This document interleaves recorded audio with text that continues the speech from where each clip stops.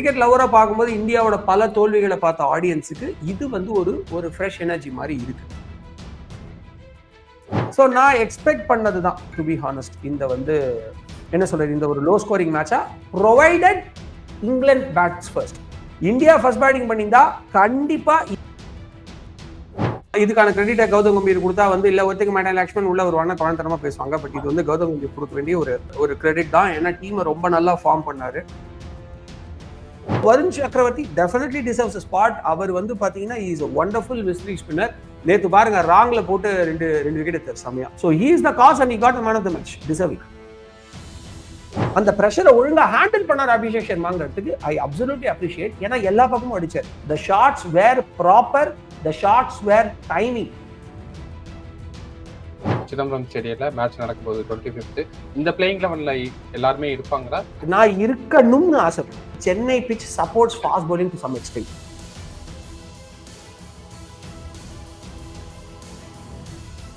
Cricket only நேயர்களுக்கு வணக்கம். India versus England first T20 முடிஞ்சிருக்கு. ஸோ இந்த மேட்ச் எப்படி அமைஞ்சது அப்படிங்கிறத பத்தி நம்மள்கிட்ட பேசுறதுக்காக cricket analyst Venkat Prasad sir நம்ம கூட இருக்காரு. அவர்கிட்ட பேசலாம். சார் வணக்கம். சார் வணக்கம் brother. Sir first of all இந்த கொல்கத்தா ஈடன் கார்டன் பிட்ச்ல வந்து கொஞ்சம் பேட்டிங் ட்ராக்கு ஹை ஸ்கோரிங் மேட்சா இருக்கும்னு எதிர்பார்க்கப்பட்ட ஒரு இடத்துல லோ ஸ்கோரிங் மேட்சா தான் அமைஞ்சது. ஃபர்ஸ்ட் ஆஃப் ஆல் இதை எப்படி பாக்குறீங்க? பஸ் ஃபர்ஸ்ட் ஆஃப் ஆல் நான் ரொம்ப சந்தோஷமா இருக்கேன். ஏன்னா வந்து பாத்தீங்கன்னா ரொம்ப நாள் கழிச்சு இந்தியா ஜெயிச்சிருக்கும். ஓகேங்களா, நியூசிலாண்ட 3 அடி, அதுக்கப்புறம் ஒரே ஒரு விக்டரி அகேன்ஸ்ட் ஆஸ்திரேலியா, அதுக்கப்புறம் ஒரு டிரா, அதுக்கப்புறம் ஒரு டிஃபீட், ஒரு டிரா, அப்புறம் 2 டிஃபீட். சோ ஒரு ஜெயிப்பு, அதுவும் ஒரு சேனா கண்ட்ரிக்கு எதிராக, though it is not Sena pitch, ஒரு சேனா கண்ட்ரிக்கு எதிராக அப்படிங்கறதே ரொம்ப சந்தோஷமா இருக்கு. T20 பொறுத்த வரைக்கும் இது கண்டினியூஸ் விக்டரி தானே சார்? நீங்க ODI டெஸ்ட் எல்லாம் கம்பேர் பண்ணும்போது T20 ஃபார்மேட்ல இது வந்து கண்டினியூஸ் விக்டரி தானே. சவுத் ஆப்பிரிக்கா டூர்ல விக்டரி அடைஞ்சதுக்கு அப்புறம் இங்க தொடர்ந்து அதே தானே பதிவு பண்ணியிருக்காங்க. எக்ஸாக்ட்லி. நான் இன்டர்வியூல என்ன சொல்லியிருந்தேன், ஃபர்ஸ்ட் இன்டர்வியூ பேசும்போதே T20ல 4-1 ஜெயிப்போம் அப்படின்னு நான் சொன்னேன் உங்ககிட்ட. ஓகேங்களா, ஸோ இது தொடர் வெற்றி தான். இன்ஃபேக்ட் வாஷ் அவுட்லாம் பண்ணிட்டு வந்தோம் 2-3 இடங்கள்ல. ஸோ சூப்பரான ஒரு ஃபார்ம்ல இருக்கும். இதுக்கான கிரெடிட்டை கௌதம் கம்பீர் கொடுத்தா வந்து இல்ல ஒருத்தருக்கு மேடம் லக்ஷ்மன் உள்ள ஒரு வண்ண குழந்தரமா பேசுவாங்க. பட் இது வந்து கௌதம் கம்பீர் கொடுக்க வேண்டிய ஒரு கிரெடிட் தான். ஏன்னா டீமை ரொம்ப நல்லா ஃபார்ம் பண்ணாரு. மறுபடியும் நான் பிக்கீஸ் ஓல்டிஸ்லாம் வச்சுக்கிறேன்னு சொல்லாம புது எனர்ஜியை உள்ள கொண்டு வந்தாரு. ஸோ பட் இருந்தாலும் ஆஸ் அ ஹோல் ஒரு கிரிக்கெட் லவரா, கிரிக்கெட் ஒன்லி தான் பேர் வச்சிருக்கோம் நம்ம சேனலுக்கு கிரிக்கெட்டா. ஸோ ஒரு கிரிக்கெட் லவரா பார்க்கும்போது இந்தியாவோட பல தோல்விகளை பார்த்த ஆடியன்ஸுக்கு இது வந்து ஒரு ஃப்ரெஷ் எனர்ஜி மாதிரி இருக்கு. ஸோ இது வந்து நிஜமாலே ஒரு நல்ல ஒரு டேர்ன் அரவுண்ட் தான். அண்ட் நீங்க கேட்ட கேள்விக்கு பதில் சொல்லணும் அப்படின்னா, நான் எக்ஸ்பெக்ட் பண்ணேன் இந்த பிட்ச்ல வந்து நான் அபிஷேக் சர்மா வந்து அவர் தான் பெஸ்ட் பேட்டரா இருப்பார்னு சொல்லியிருந்தேன் இன்டர்வியூல. அதே மாதிரி இது வந்து ஒரு லோ ஸ்கோரிங் மேட்சா இருக்க வாய்ப்பு இருக்குன்னு சொல்லியிருந்தேன். ஏன்னா இது ஸ்பின்னர்ஸ் ட்ராக், மறந்துடாதீங்க. தோ பேட்டிங்க்கு வந்து இவங்க கொல்கத்தா நைட் ரைடர்ஸோட பேட்ஸ்மேன்ஸ்லாம் பொள்ள காட்டியிருக்காங்க அப்படின்னா கூட இது ஸ்பின்னுக்கு நல்லா சப்போர்ட் பண்ணக்கூடிய ட்ராக். அண்ட் வருண் சக்கரவர்த்தியும் டீம்ல இருக்காரு அப்படின்ற பட்சத்துல ஐ வாஸ் எக்ஸ்பெக்டிங், நான் இன்னும் ஆனஸ்டா சொல்லணும் அப்படின்னு பாத்தீங்கன்னா, நான் இவரே இருப்பாருன்னு நினைச்சேன், வாஷிங்டன் சுந்தரமே இருப்பாருன்னு நினைச்சேன். ஓகேங்களா, நான் வந்து Bishnoi, I always struggle with state. So பிஷ்னாய்க்கு பதிலாக வாஷிங்டன் சுந்தர் தான் வந்து இருப்பாருன்னு நான் நினைச்சேன். அப்படி இருந்தா இன்னுமே கூட அவங்களுக்கு கொஞ்சம் டேமேஜ் ஆயிருக்கும். ஸோ நான் எக்ஸ்பெக்ட் பண்ணது தான், டு பி ஹானஸ்ட். இந்த வந்து என்ன சொல்றது, இந்த ஒரு லோ ஸ்கோரிங் மேட்சா, provided England bats first. India first batting பண்ணியிருந்தா கண்டிப்பா இங்கேயுமே அவங்க மினிமம் 180 அடிச்சிருப்பாங்க. ஏன்னா டீமோட பேட்டிங் அந்த அளவுக்கு இருக்கு. சார் நீங்க இந்தியா பேட்டிங் பத்தி சொல்றீங்க, அதுக்கு ஈக்குவலண்டா தானே இங்கிலாண்டோட பேட்டிங் லைன் அப்பும் வச்சிருக்காங்க. Phil Salt, Harry Brook, Jos Buttler, இந்த மாதிரி அவங்களும் ரொம்ப ஸ்ட்ராங் பேட்டிங் லைன் அப் தானே சார் வச்சிருக்காங்க. கரெக்ட். பட் அவங்க ஸ்பின்னர்ஸ், நம்ம ஸ்பின்னர்ஸோடைய ஸ்கில் அவங்களோட கம்பேர் பண்ணா, அவங்க ஸ்பின் ஆடுற ஸ்கில் நம்ம ஸ்பின் ஆடுற ஸ்கில்ல கம்பேர் பண்ணா we are on the higher edge. நம்ம ஸ்பின்னர்ஸ்மே சூப்பரா போடுறாங்க. நான் பலமுறை சொல்லியிருக்கேன், வருண் சக்கரவர்த்தி டீமுக்கு வரத்துக்கு வேணா காரணமா KKR ஒரு ஃபேவரட்டிசம் இருக்கலாமே தவிர he deserves a spot உங்ககிட்ட நான் சொல்லியிருக்கேன். வருணுக்கும் சொன்னேன், ரிங்குக்கும் சொன்னேன். கில்லுக்கு தான் ஐ வாஸ் நாட் ஹாப்பி, அதே மாதிரி அர்ஷித் ரானாக்கு தான் I was not happy. So Varun சக்கரவர்த்தி டெஃபினெட்லி டிசர்வ்ஸ் a spot. அவர் வந்து பாத்தீங்கன்னா is a wonderful mystery spinner. நேத்து பாருங்க ராங்ல போட்டு ரெண்டு விக்கெட் எடுத்தார் சமயா. ஓகேங்களா, ஸோ அந்த அளவுக்கு ஒரு நல்ல ஒரு போலர். நம்ம ஸ்பின்னர்ஸ்குரிய அபிலிட்டி அப்படிங்கிறது டோட்டலாவே டிஃப்ரெண்ட். அண்ட் இங்கிலாந்துக்கு அது வந்து அந்த அளவுக்கு செட் ஆகாது. அவங்க இன்னுமே பேஸ்பால் கிரிக்கெட்ல உட்காந்துருக்காங்களோ எனக்கு ஒரு சின்ன டவுட் இருக்கு, which is dangerous for them. So இந்த பாயிண்ட் எல்லாம் கன்சிடர் பண்ணா, அஃப்கோர்ஸ் நம்மளே அந்த ஒரு நெகட்டிவ் இருக்கு, கம் டு தட். பட் இந்த பாயிண்ட் எல்லாம் கன்சிடர் பண்ணா we have a very good edge over them both on the spinners efficiency and also on the spin playing efficiency. அதனால தான் நான் இதை சொல்றேன். சார், வருண் சக்கரவர்த்தி அப்படின்னு சொன்னீங்க நீங்க. ஹாரி ப்ரூக் அண்ட் பட்லரோட அந்த பார்ட்னர்ஷிப் தான் கொஞ்சம் அவங்க டீமுக்கே இவ்வளவு ரன்னை கொடுத்தது. ஒரு 48 ரன் பார்ட்னர்ஷிப் பண்ணாங்க. அந்த பார்ட்னர்ஷிப்பை பிரேக் அவுட் பண்ணதுக்கு அப்புறமா தான் இந்த ஸ்கோர் வந்து லோ ஸ்கோரிங் மேட்ச் அமைஞ்சதுக்கு காரணமா சார்? அப்சல்யூட்லி. ஏன்னா நான் வந்து சொல்லிட்டு இருந்தேன், வருண் ஏன் ஸ்பின்னருக்கு இன்னும் கொடுக்க மாட்டாங்க, அவன் வந்தாலே விக்கெட் எடுப்பானுங்க, அவன் வந்தா ஃபர்ஸ்ட் ஓவர் விக்கெட் எடுப்பான். நான் வந்து சொல்லிட்டே இருந்தேன் என் ஃப்ரெண்ட்ஸ்ட, ஏன் வருண் சக்கரவர்த்தி கொடுக்க மாட்டாங்க, வந்தாலே விக்கெட் எடுப்பான்டா. ஆஸ்திரேலியாவுக்கு வந்து ஒரு போலண்ட்னா நம்மளதுல ஸ்பின்ல வந்து ஒரு வருண் சக்கரவர்த்தி நான் சொல்லிட்டு இருந்தேன். ஏன்னா இந்த மேட்ச் மட்டும் இல்ல, நீங்க நிறைய மேட்ச் பாருங்க, வந்த உடனே ஒரு பிரேக் த்ரூ கொடுப்பாரு வருண் சக்கரவர்த்தி. இன்ஃபேக்ட் மிடில் ஓவர்ஸ்ல ஒருத்தர் சூப்பரா ஆடிட்டு இருக்கும்போது டப்புன்னு அவனுக்கு ஒரு ஓவர் கொடுப்பாங்க, ஒரு 6 கொடுத்தா அடுத்த 2 பால் விக்கெட் எடுத்துருவாரு. எவ்வளவு தடவை பண்ணிருக்காரு இந்த மாதிரி. சோ இது வந்து எக்ஸ்பெக்டட் தான். அது மட்டும் இல்லாம அந்த 2 விக்கெட் எடுத்தாரு பாருங்களேன் அடுத்தடுத்து, அதுதான் மேட்சை இன்னுமே சேஞ்ச் பண்ணுச்சு. ஏன்னா ஆப்வியஸ்லி லிவிங்ஸ்டன் வந்து அடிக்க ஆரம்பிச்சாருன்னா செமையா அடிப்பாரு. என்னுடைய மற்ற இன்டர்வியூஸ் நீங்க பாத்தீங்கன்னா லிவிங்ஸ்டன் என்னைக்குமே நான் கலாச்சிருக்கேன், ஓகேங்களா. அவர் மேல எனக்கு ஒரு பெரிய தாட்லாம் கிடையாது. பட் ஹேவிங் செட் தட் சில ஐபிஎல் இன்னிங்ஸ்ல அவர் நல்லாவும் விளையாடினாரு. அண்ட் ரீசெண்டா T20 கிரிக்கெட்ல அவர் நல்லா விளையாடி இருக்காரு இங்கிலாந்துக்காக. அப்படி இருக்கும்பொழுது அவருடைய விக்கெட் டக்குன்னு எடுத்தது வந்து அதுவும் அந்த அந்த அந்த டெலிவரி எனக்கு ரொம்பவே பிடிச்சிருந்தது, ஓகேங்களா. ஒரு ராங் டர்ன் சொல்லுவாங்க ஆக்சுவலா, இன்னும் டெக்னிக்கல் டர்ம்ஸ் போனா அது ரொம்ப டீடைலா போகும். ஸோ அந்த மாதிரி ஒரு டெலிவரி அவர் போட்டு விக்கெட் எடுத்தது வந்து ரொம்ப ஒரு போல்டான டிசிஷன். அண்ட் ஐ திங்க் எக்ஸ்பென்சிவா இருந்தா பரவாயில்ல நீ போடு மச்சான்ற ஒரு ஃப்ரீ ஹேண்ட் கொடுத்துருப்பாங்க. ஏன்னா அப்பதான் அந்த பால் போட்டாரு, அந்த பால்ல விக்கெட் எடுத்தாரு. அடுத்த 2வது பால் அதே டெலிவரி அவர் போட்டது அப்படிங்கிறது ரொம்ப ஒரு போல்டான மூவ். கொஞ்சம் நின்று ஜட்ஜ் பண்ணியிருந்தாங்கன்னா ஈஸியா அடிக்கக்கூடிய பால் தான் அது. பட் அவங்க அதை யோசிக்கவே இல்லை. he was playing for a straight ball, but அது அழகா உள்ள வந்துச்சு. It was a bold. So எக்ஸலண்டான ஒரு எக்ஸிகியூஷன் அது. அண்ட் அதை விடுங்க, ஜாஸ் பட்லர் விக்கெட் எவ்வளவு அழகா எடுத்தாரு, குழந்துகிட்டு இருந்தார் மனுஷன் ஒரு பக்கம், ஓகேங்களா. T20 பொறுத்த வரைக்கும் நீங்க ஒருத்தர் நல்ல இன்னிங்ஸ் ஆனாலும் பெரிய ஸ்கோர் வந்துடும், அதை புரிஞ்சுக்கோங்க. மீதி எல்லாரும் சில்ட்ர ஸ்கோர்ஸ் எடுத்தாலுமே போதும். ஆனா ஜாஸ் பட்லரோட விக்கெட் எடுக்கிறதுக்கு அதுக்கு முன்னாடி ஓவர் போட்டவங்க எல்லாம் கொஞ்சம் திணறிட்டு இருந்தப்ப இவர் கபால் வந்து அவர் விக்கெட் தூக்கி விட்டாரு. இன்ஃபேக்ட் இவரோட ஓவர்லயே ஒரு அடி அடிச்சாரு. பட் அதுக்கப்புறம் நான் சொன்னேன் கண்டிப்பா இந்த ஓவர்ல விக்கெட் விட என்ன இன்னும் விழாம இருக்கு அப்படின்னு சொன்னேன், டப்புன்னு ஊச்சு. So he really bowls very well in right areas with the fielder's presence in mind. அதுதான் ரொம்ப முக்கியம். நீங்க ஃபீல்டர்லாம் ஆஃப்ல வச்சுட்டு லெக்ல போறதுல எந்த பிரயோஜனமும் கிடையாது. நான் LPW எடுக்கிற பேர் ட்ரை பண்றது எந்த பிரயோஜனமும் கிடையாது. சில நேரங்கள் அது ரொம்ப மினிமல் டைம்ல தான் ஒர்க் ஆகும். பட் ஒரு ஸ்பின்னரோட வேலை ஃபீல்டர், இன்ஃபேக்ட் ஃபாஸ்ட் பாலருக்குமே அதான் வேலை, ஃபீல்டரோட பிரசன்ஸுக்கு ஏற்ற மாதிரி போலிங் போடுறது.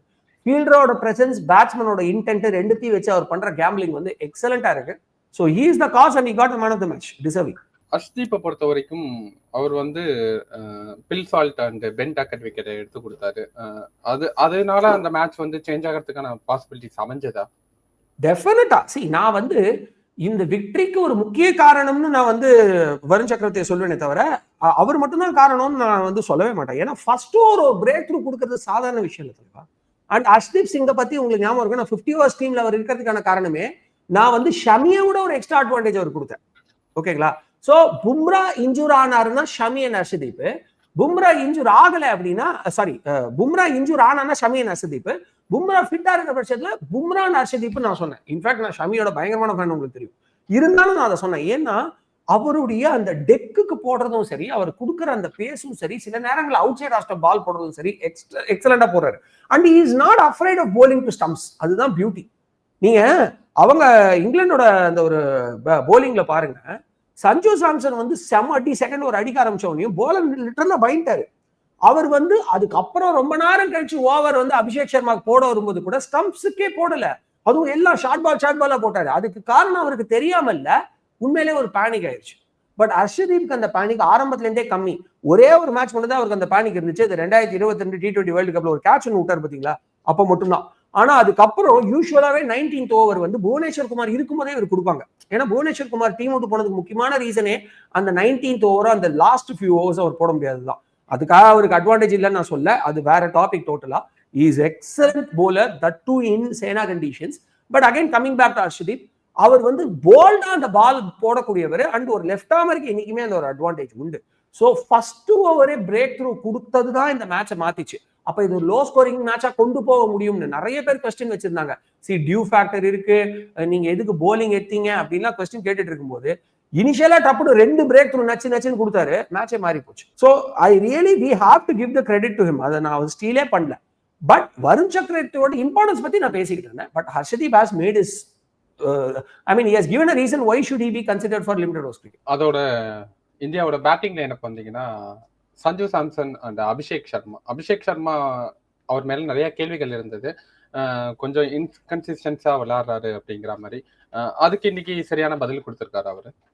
டெஃபினெட்லி. ஆனா நான் சொல்லியிருந்தேன் உங்க சேனல்லையா எங்கன்னு தெரியல, நான் சொல்லியிருந்தேன் அபிஷேக் சர்மா தான் will be the top scorer அப்படின்னு. ஏன்னா இந்தியன் கண்டிஷன்ஸ் அவர் கை வந்த கதை. அவர் இந்தியன் கண்டிஷன்ல சூப்பரா விளையாடுறாரு. யுவராஜ் சிங்கோட சிசிய பயம் கிடையாது. இன்ஃபேக்ட் அவர் ஃப்ரீ ஹேண்ட் கொடுத்துட்டாங்க. பட் அவர் ஃபாரின் கண்டிஷன்ஸ் மெயின்லி சேனா கண்டிஷன்ஸ்ல கொஞ்சம் அடாப்ட் பண்ணணும். ஓகேங்களா? அஃப்கோர்ஸ் அவங்க செட் தட் ஜிம்பாப்வேவே நல்லா தான் விளையாடினாரு. ஓகேயா? அது அவங்க டீம் கம்பெட்டிட்டிவ் இல்லைனாலும் கண்டிஷன்ஸ் அவ்வளோ ஈஸியான கண்டிஷன்ஸ் கிடையாது ஜிம்பாப்வே. பட் அவங்க செட் தட் அவர் he made the best use of opportunity. ஆனா நாட் ஒன்லி அபிஷேக் சர்மா ஈஸ்வர், நான் டீம்லயே ஒரு சின்ன ப்ராப்ளம் பாக்குறேன். இது ப்ராப்ளமும் உண்டு, இதுல அட்வான்டேஜும் உண்டு. பட் ப்ராப்ளம் என்ன நான் ஃபர்ஸ்ட் சொல்றேன். எல்லாருமே மேட்ச் வின் பண்ணணும் அப்படிங்கிற இன்டென்ட்டை விட தன்னை ப்ரூவ் பண்ணிக்கணும்ன்ற ஒரு ப்ரெஷர்ல இருக்காங்களோன்னு எனக்கு தெரியுது, தோணுது. இப்ப திலக் வர்மா எடுத்துக்கங்க, அழகா ஒரு மொமெண்ட்ல நம்ம செகண்ட் ஃபீல்ட் வாசிக்கிறது தான் பெட்டரு. ஏன்னா குயிக் விக்கெட் 2 விக்கெட் ஊந்துச்சு. அபிஷேக் சர்மா ஒரு பக்கம் அடிச்சிட்டு இருக்கான், போட்டி போட வேண்டாம்னு முடிவு பண்ணாரு. Very mature decision. நேத்து வெற்றி இவ்வளவு சுலபமா நம்ம கிடைச்சதுக்கு முக்கியமான காரணம் திலக் வர்மா நான் சொல்லுவேன். எப்படி ஃபர்ஸ்ட் டெஸ்ட் செகண்ட் இன்னிங்ஸ் பிஜிடில படிக்கலுக்கு நான் கிரெடிட் கொடுத்தனோ அதே மாதிரி திலக் வர்மாக்கு நான் கிரெடிட் கொடுப்பேன். ஆனா ஃபர்ஸ்ட் பால் தவிர்த்து, ஏன்னா ஃபர்ஸ்ட் பால்ல அவுட் ஆக தெரிஞ்சாரு. அப்பதான் சூரியகுமார் 2 விக்கெட் போயிருக்கு. சஞ்சு சாம்சன் அவுட் ஆயிருக்காரு. Okay, he has done his duty. 26 runs அடிச்சார், அவ்வளவு குயிக்கா அடிச்சார், சூப்பர். நல்ல ஒரு எனர்ஜி செட் பண்ணி கொடுத்துட்டு போயிட்டாரு. பெரிய டார்கெட் கிடையாது. we have huge batting lineup. கடைசி நிமிஷம் வரைக்கும் நீங்க அக்சர் பட்டேல் இவரே நம்பலாம், நிதிஷே நம்பலாம், ஹர்திக் பாண்டியா நம்பலாம், நிதிஷ் நம்பலாம், அடுத்து அக்சர் பட்டேல் வேற இருக்கு. ஸோ இது ஒண்டர்ஃபுல் பேட்டிங் லைன் அப் அப்படின்னா கூட அதனால அதை ஒரு பேஸா வச்சு ஒரு டோன் செட் பண்ணி கொடுத்துட்டாரு சஞ்சு சாம்சன். ஸோ அதனால சூரியகுமார் யாதவ் வந்தவனே அவுட் ஆயிட்டாரு வேற. So though Sanju Samson wicket was not a big pain, Suryakumar Yadav is a pain. ஓகேங்களா? அப்போ இவர் பாலே இவர் பேட்டை வீசினதும் எட்ஜ் வாங்கி கீப்பர் மேல போனதும் போலன்னா நமக்கு அனாவசிய பிரஷர் வந்துருக்கும். புரியுதா உங்களுக்கு? நம்ம எந்த காரணத்தை கொண்டோம், நான் திருப்பி சொல்றேன், இந்த மொமெண்டம் இன்ஃபேக்ட் இவர் வேற ஒரு கேட்ச் கொடுத்தாரு அபிஷேக் சர்மா, அது விட்டாரு நம்ம அதில். இதே பொசிஷன் நீங்க நியூசிலாந்து கொடுத்துருந்தா போடலாம் கட்டிருப்பாங்க.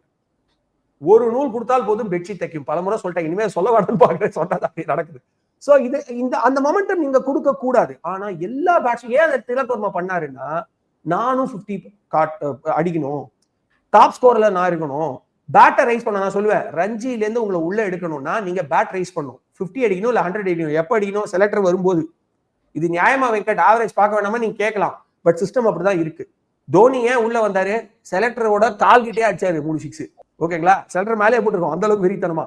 So you have to raise bats. Karun Nair மாதிரி எக்ஸலன்ட் பிளேயர்ஸ் எல்லாம் இப்ப அடிச்சிருக்காங்க. பட் நிறைய தடவை ரஞ்சில சூப்பரா பெர்ஃபார்ம் பண்ணியுமே அவங்களுக்கு டீமுக்குள்ள இடம் கிடைக்கல. அபிஷேக் டீமுக்குள்ள இடம் கிடைக்கல. அபிஷேக் பாருங்க, நம்ம அபினவ் முகுந்துக்கு டீமுக்குள்ள இடம் கிடைக்கல. நான் பார்த்த வரைக்கும் they have wonderful average. But கரெக்டா செமிஃபைனல்ல அதனால தான் தமிழ்நாடுக்கு நிறைய ரஞ்சியும் கிடைக்கல. இவங்க நிறைய தேவையில்லாத பொலிட்டிக்கல் ரீசன் எல்லாம் சொல்றாங்க, அதெல்லாம் கிடையாது. குரூஷியல் மேட்சஸ்ல செலக்டர்ஸ் வரும்போது they are missing the opportunity, they are not raising the bat. அங்கதான் பிரச்சனையே. அதுக்கும் மேல நிறைய பாலிடிக்ஸ் இருக்கு, பட் இது மெயின் ரீசன். ஆனா அந்த பிரஷரை நீங்க ஒரு இன்டர்நேஷனல் கிரிக்கெட்ல கொண்டு வர முடியாது. நான் பேட்டை ரைஸ் பண்ணி ஆகணும், நான் 50 அடிச்சாகணும், அவனோட நான் பெட்டரா ஸ்கோர் பண்ணுன்ற ஒரு பதட்டம். ஏன்னா அவங்க டீமுக்குள்ள இருக்கணும்னு ஆசைப்படுறாங்க. ஏன் இப்படி இருந்தாலும் நான் டீம்ல இருந்தவான் சுபன் கில் மாதிரியோ இல்லைன்னா 9 தடவை ஒரே மாதிரி அவுட் ஆகிற மாதிரியோ அவங்க ஆடல. அது ஒரு வகையில அது இவங்க என்ன சொல்றாங்கன்னா, யாருமே நீங்க நின்று கடைசி ஆடணும் இல்ல, எல்லாம் அவங்களுடைய பங்குக்கு ஒரு 30-40 கொடுங்க. 8 பேட்ஸ்மேன் இருக்கான், 8x30 அதுவே எங்கேயோ போயிடுச்சே அப்படின்னு மேபி சொல்லியிருக்காங்கன்னு நினைக்கிறேன். ஏன்னா ரோஹித் சர்மா T20 வேர்ல்ட் கப்லயே சொன்னது அதுதான், எல்லாருக்குமே அவங்க 30-40 ரன் அடிச்சா போதுன்ற மாதிரி ஒரு ரோல் தான் இருக்கு. பட் இது லாங் டேர்முக்கு உதவாது. சோ அபிஷேக் சர்மா மட்டும் இல்ல, எல்லாருமே நான் 50 அடிக்கணும் அப்படின்ற ஒரு பிரஷர்ல இருக்காங்கன்னு எனக்கு தெரியுது. ஏன்னா ஏகப்பட்ட பேக்கப் பேட்ஸ்மேன்ஸ் இருக்காங்க அப்படின்றதுனால அந்த ஒரு பிரஷர் இருக்கக்கூடாது. பட் அந்த பிரஷர் அபிஷேக் சர்மா அழகா ஹேண்டில் பண்ணாருன்னு நான் சொல்றேன். பட் அந்த பிரஷர் நீங்க எல்லா பிளேயருக்கும் கொடுக்க கூடாது. Assume you are playing a target of 180. அப்ப நீங்க சும்மா அடிச்சுட்டு இருக்க முடியாது இல்ல, யாரோ ஒருத்தர் நின்று ஆடணும். நேத்தே திலக் வர்மா அழகா நின்று ஆடினாரு. சோ அந்த ஒரு பிரஷர் இல்லாம டீம் ஆடணும்னு நான் நினைக்கிறேன். அந்த பிரஷரை ஒழுங்கா ஹேண்டில் பண்ணார் அபிஷேக் சர்மாங்கிறதுக்கு ஐ அப்சல்யூட்லி அப்ரிஷியேட். ஏன்னா எல்லா பக்கமும் அடிச்சாரு. அதே மாதிரி இந்த மேயர்ஸ் இந்த வெஸ்ட் இண்டீஸ்ல இருந்து வருவார்ல, அவரை மாதிரி சும்மா வீசல. த ஷாட்ஸ் வேர் ப்ராப்பர், த ஷாட்ஸ் வேர் டைமிங். யுவராஜ் சிங்கோட சிஷ்யன் அப்படின்னு எங்க வீட்டுல நான் சொல்லி முடிக்கும் போது டக்குன்னு அந்த லெக் சைட்ல ஒரு 6 அடிச்சார். So it was very beautiful to watch. ஒரு தப்பான டெலிவரி, உட்டு நேத்து செம்ம ஸ்பீடு போட்டாரு, எல்லா பாலும் 145+. ஒரு தப்பான டெலிவரி லெக் சைட்ல போட்டாரு, பனிஷ் பண்ணாரு. In fact he was bowling the previous over very good. அடுத்த ஓவர் வராரு, ஃபர்ஸ்ட் பாலே அடிச்சாரு லெக்ல பலார்னு ஒரு 6. அவர் என்ன பண்ணாரு, நல்ல பால் தான் போட்டாரு, பால லெக்ல இருந்து மிடில் கொண்டு வர பார்த்தாரு லெஃப்ட் ஹேண்ட் பேட்ஸ்மேனுக்கு, அதுக்கு டைமே கொடுக்கல, லெக்லயே வச்சு அடிச்சாரு பலார்னு. அதே மாதிரி ஸ்பின்னரை ஏறி வந்து பால் பிச்சார் இடத்துல மீட் பண்ணாரு. Excellent shot selections. நான் வந்து ஒவ்வொன்றுமே பார்த்து ஆச்சரியப்பட்டேன். ஏன்னா ஸ்பின்னர்ஸுக்கு எப்ப நீங்க மாட்டுவீங்கன்னா, நீங்க ரொம்ப பின்வாங்கும் போது தான் மாட்டுவீங்க. ஆனா நீங்க ஏறத ரொம்ப கேர்ஃபுல்லா ஏறணும். நம்ம தோனி கேப்டன்சில சச்சின் அஃப்ரிடி அவுட் பண்ண மாதிரி ரொம்ப தள்ளி போயிடக்கூடாது. So he was very brilliant. He was வாட்சிங் தி பால் டில் த எண்ட். அவரோட ஹெட் பொசிஷன் ரொம்ப சூப்பரா இருந்தது. டிராவிஸ் ஹெட்டோட விளையாடினது எனக்கு தெரியல, ஃபன்னா சொல்றேன், லிட்டரலா டிராவிஸ் ஹெட் மாதிரி ஆடினாரு. ஸோ அந்த ஹெட் பொசிஷன் ரொம்ப ஸ்ட்ரைட்டா இருந்துச்சு, பாலை நல்லா அப்சர்வ் பண்ணாரு, ஸ்பின்னரை இறங்கி கரெக்டா பிச்சார் இடத்துக்கு பக்கத்துல அடிச்சாரு. ஃபாஸ்ட் பவுலர்ஸோட பேஸை ரொம்ப அழகா யூஸ் பண்ணாரு. he was playing a spectacular innings. Okay sir, பார்க்கலாம் சார். இந்தியா வந்து ஒரு ஈஸியான வெற்றியை பதிவு பண்ணியிருக்காங்க அப்படின்னு தான் கண்டிப்பா சொல்லி ஆகணும். 25th வந்து சென்னை சிதம்பரம் ஸ்டேடியம்ல மேட்ச் நடக்கும் போது 25th எல்லாரும் அதுக்காக தான் வெயிட் பண்றாங்க. இந்த பிளேயிங் லெவன்ல எல்லாருமே இருப்பாங்களா, இல்ல சேஞ்சஸ்? இல்ல பிரதர், நான் இருக்கணும்னு ஆசைப்படுறேன். ஏன்னா இந்த டோர்னமெண்ட் ஜெயிக்கணுங்கிறது முக்கியம், ஷமியை ரொம்ப எஃபர்ட் கொடுக்க கூடாதுன்றது முக்கியம். பட் அதுக்காக அவர் அப்படியேவும் நம்ம ஒன் டேக்கு நேரடியாக எடுத்துட்டு போயிடக்கூடாது. What if the 2 matches he is not doing well? அப்போ வந்து சாம்பியன்ஸ் ட்ராஃபி உள்ள போகும்போதே ஒரு கான்ஃபிடன்ஸ் எல்லாம் போகும். ஸோ என்னை பொறுத்த வரைக்கும் Chennai pitch supports fast bowling to some extent. நல்லா பார்த்துக்கோங்க.